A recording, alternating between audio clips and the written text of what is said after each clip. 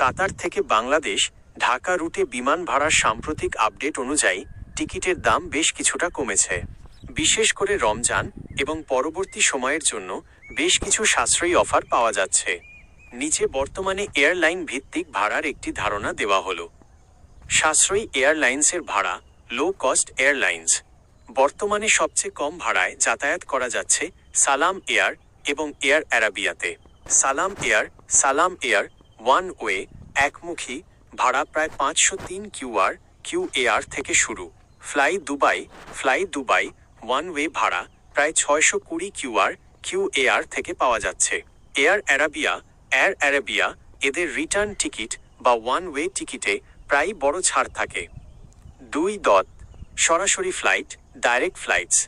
যারা সরাসরি বা ননস্টপ ফ্লাইটে আসতে চান তাদের জন্য ইউএস বাংলা এবং কাতার এয়ারওয়েজ প্রধান পছন্দ। ইউএস বাংলা ডিরেক্ট ফ্লাইটের ওয়ান ওয়ে ভাড়া সাধারণত 800-950 কিউএআর এর আশেপাশে থাকে। রাউন্ড ট্রিপ যাওয়া আসা প্রায় 1500 কিউআর থেকে শুরু হতে পারে।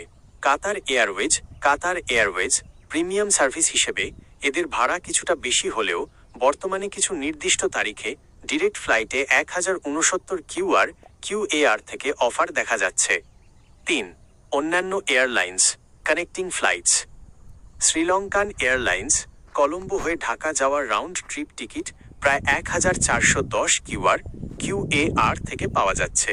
গালফ এয়ার ও এয়ার ইন্ডিয়া কানেক্টিং ফ্লাইটে সাশ্রয়ী ভাড়ার জন্য এই এয়ারলাইনগুলোও চেক করতে পারেন। কিছু প্রয়োজনীয় পরামর্শ।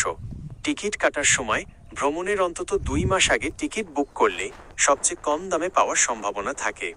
অফার কোড মেক মাই ট্রিপ বা ক্লিয়ার ট্রিপের মতো প্ল্যাটফর্মে বুক করার সময় প্রোমো কোড ব্যবহার করলে অতিরিক্ত ছাড় পেতে পারেন। ব্যাগেজ সুবিধা। কম দামি টিকিটে অনেক সময় ব্যাগেজ কম থাকে, তাই টিকিট কনফার্ম করার আগে ওজনের বিষয়টি চেক করে নিন। আপনি কি নির্দিষ্ট কোনো তারিখের জন্য ভাড়ার তালিকা দেখতে চান?